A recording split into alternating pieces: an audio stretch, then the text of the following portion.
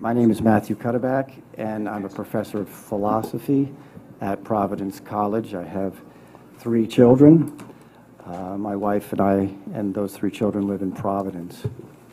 I have brief remarks here that I'd like to share with you. Civil law does not, I'm a professor of philosophy, I should add that.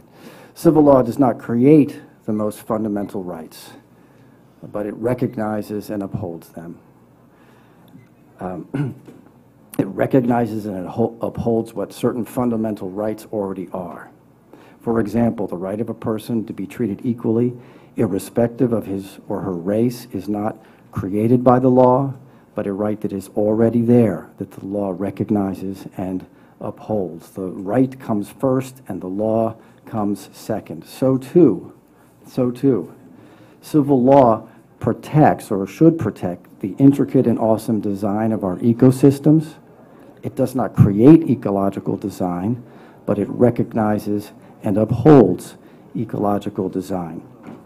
When civil law legislates about marriage, here especially, it must recognize that it does not create marriage, but must recognize and uphold a design that is already there prior to the law.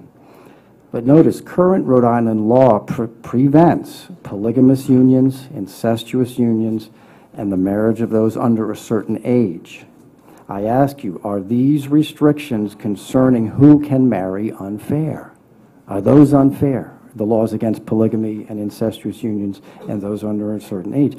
The logic of marriage equality would say that's unfair, because if 2 people love each other committedly, they ought to be able to marry.